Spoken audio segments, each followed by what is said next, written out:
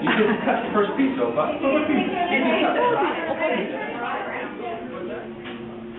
We never thought we were interested, really.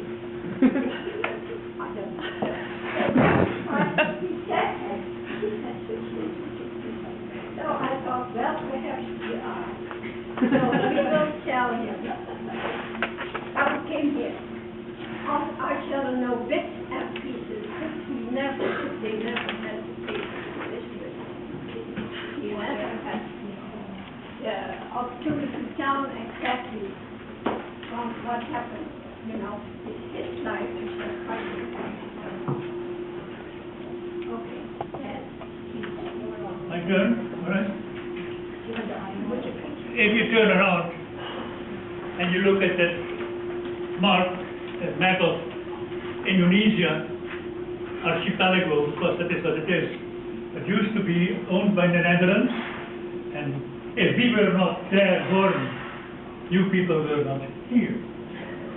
We were born on that local island of Java, and where the red stops are, there was I born, and the other stops is where Oma was born. That was Kalijati. From there is actually started our story, because Oma and I went to the same school in Bandung. It was a Christian Lyceum school, one of the best schools for young kids in that part of the world. And we are still thankful for what our parents allowed us to do, to go there only on vacations, and then back to their home, and then at the end of little vacations, and they came back to Bandung again. After that, we had to decide what we're going to do with these kids when they grow out of the house. And my oldest brother, named Leo, he went where his father originally came from. He went to the Netherlands to study medicine in Utrecht, in Central City in Holland. When I came that far, I didn't like what he was doing, and I asked my parents if I wanted to go in the Navy. And my mother organized all kinds of visitors from people from the Navy who told us, and then go there because it is also involved in medicine, and that was number 2.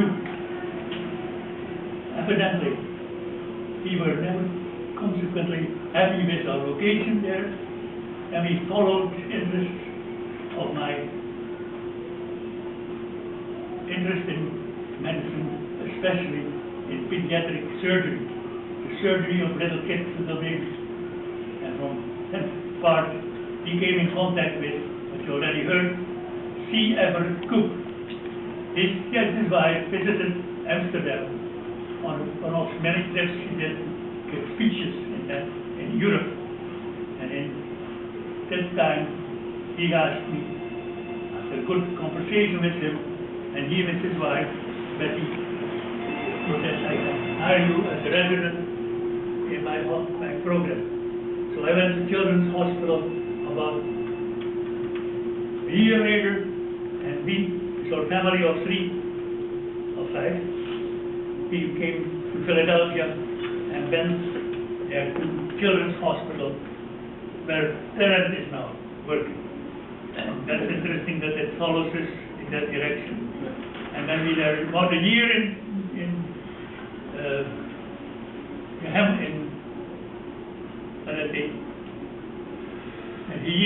Philadelphia, he got a call to come to Dayton, Ohio, where we joined an upcoming program for children's surgery in Children's Hospital in Philadelphia, in Dayton. And there have we been for about 16 years, and from there we came to the point that I had to stop my seriousness. I became ill, and I relied on all my people who helped me around getting over my sickness, and on my wife that we finally were able to relocate to Hamilton, Ohio, where we now are very grateful and very thankful that we accomplished for. And here I have to say that a good example is for all you people who come to the point that you have relatives, some are older or young, who come in a situation that they need assistance and help, came to the interest in me, that is my sickness. We never had to worry about what you people would do with us. You came one after another to show your interest, to help us along, to heal us from bad sickness, bad illness. But the Lord took care of us for us both, and He helped me beautifully. And we came to the point that I am well, I feel great. I walk my mile in the morning, and I say that God is good all the time. All the time. That is my word, and I hope that you can learn from it. In Jesus' name, amen. Amen.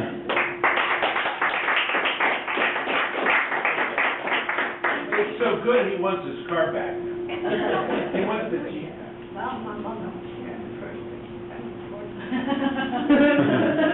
My father and mother were married, I think, in 1990. And my father was at that time, he had nervous 5. Don't forget, it was before 1920. That was 5, it was just like now being in space.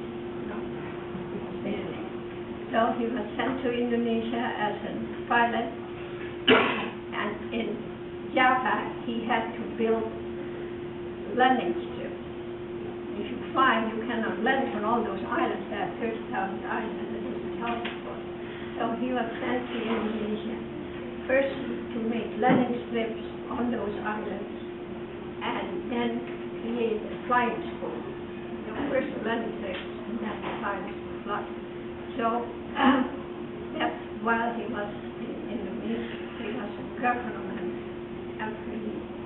That was my mother. I was born there on the 22nd of July, 1912. I grew up until my 5th year with a father and a mother. Then my mother died. She got a terrible infection, and the children was not found out yet, and she died.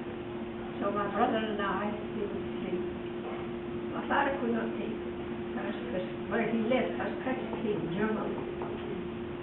So a sister of my mother lived in Batavia. It's now called Slovakia. And they took care of my father could not take care of him because he was the only white person there. There were only a couple of pilots, no women. My mother was the only woman at that airstrip. So it was 1 or 2 years in education. Then my mother's husband died. So she could not take care of us because she would go back to Holland. And my father didn't want us, farther away. He was already far away because he was on the other side of the mountain. We were there. So he was at an advertisement, and Danish people said, yeah, we will take of him because that was the school, where I went to, where he went to. That's where we met. So when my uncle died, and I here 1 or 2 years taking care of the French people. Then my brother, my father's brother in Holland said, you come here. He already had 5 children, and so we came in their house in Nijmegen, the bridge too far that hill.